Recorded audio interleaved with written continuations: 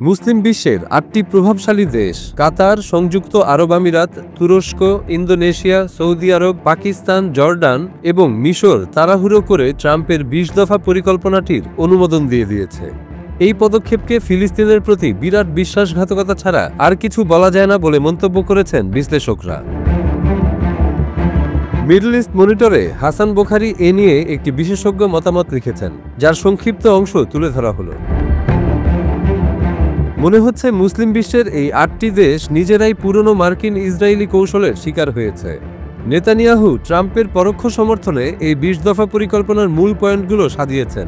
এর মধ্য দিয়ে তিনি ঘোষণা করেন ফিলিস্তিনি রাষ্ট্র কখনো গঠিত হবে না এবং ইসরায়েলি সেনাবাহিনী গাজা উপত্যকার বিশাল অংশ দখল করে থাকবে।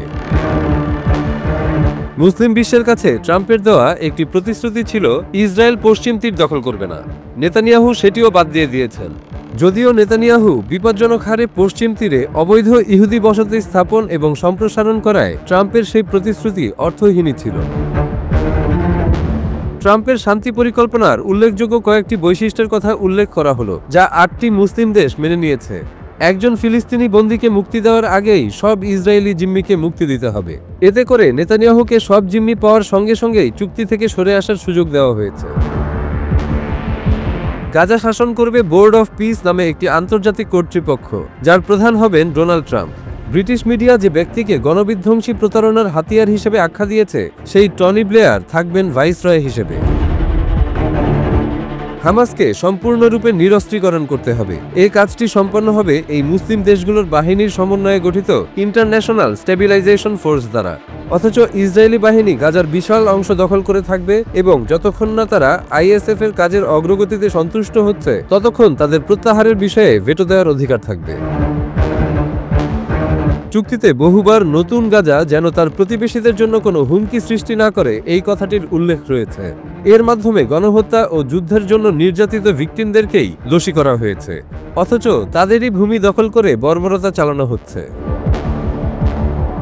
গাজা উপত্যকা থেকে ইসরায়েলের প্রত্যাহারের কোনো সময়সীমা নেই, তবে ইসরায়েল গাজা উপত্যকার অভ্যন্তরে অনির্দিষ্ট কিছু নিরাপত্তা পরিধিতে অনির্দিষ্টকালের জন্য দখল করে থাকবে বলে উল্লেখ করা হয়েছে।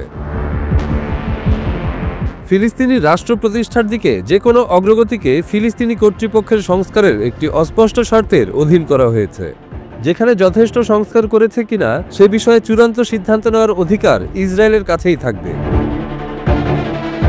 মুসলিম নেতাদের নীরব সম্মতিতে ট্রাম্প আরও ঘোষণা করেন যে হামাসকে আগামী ৩ বা ৪ দিনের মধ্যে এই পরিকল্পনা মেনে নিতে হবে, অন্যথায় তিনি নেতানিয়াহুকে নতুন উদ্যমে গণহত্যা পুনরায় শুরু করার জন্য পূর্ণ সমর্থন দেবেন। সুতরাং ট্রাম্পের পরিকল্পনায় এটি কোনো শান্তি চুক্তি নয়, বরং এটি একটি চরমপত্র।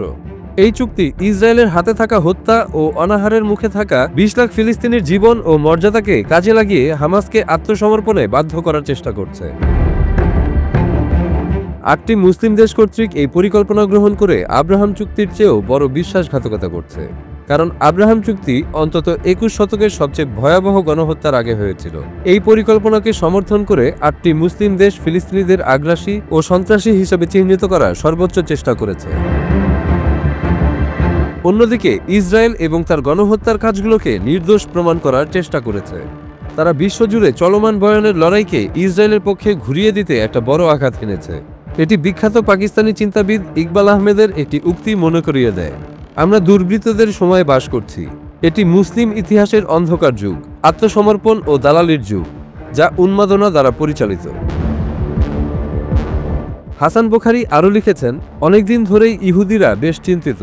হলিউড থেকে শুরু করে আন্তর্জাতিক ক্রীড়া জগৎ পর্যন্ত সব দিকেই ইসরায়েলকে বয়কট করার দাবি জোরালো হচ্ছে। বিশ্বজুড়ে তরুণ সমাজের কাছে ইসরায়েল এখন সবচেয়ে ঘৃণিত রাষ্ট্র হয়ে উঠছে। এমনকি ইহুদিবাদীদের শক্ত ঘাঁটি আমেরিকাতেও তরুণ প্রজন্ম ইসরায়েল থেকে মুখ ফিরিয়ে নিচ্ছে। যুক্তরাষ্ট্রের অনেকে এখন ইসরায়েলকে কৌশলগত বোঝা মনে করছেন। তারা গাজায় ইসরায়েলের গণহত্যা এবং আগ্রাসী যুদ্ধগুলোর জন্য আমেরিকার নিরবচ্ছিন্ন সমর্থনের বিরুদ্ধে প্রশ্ন তুলছেন। তাদের যুক্তি, কোটি কোটি মার্কিন করদাতার অর্থ এবং গুরুত্বপূর্ণ সামরিক সম্পদ একটি গণহত্যার কাজে লাগানো হচ্ছে, যা কেবল বিশ্বজুড়ে আমেরিকার প্রতি ঘৃণা তৈরি করবে। বিশ্বজুড়ে গাজা যুদ্ধ নিয়ে বয়ানের লড়াইয়ে ইসরায়েল হেরে যাচ্ছে।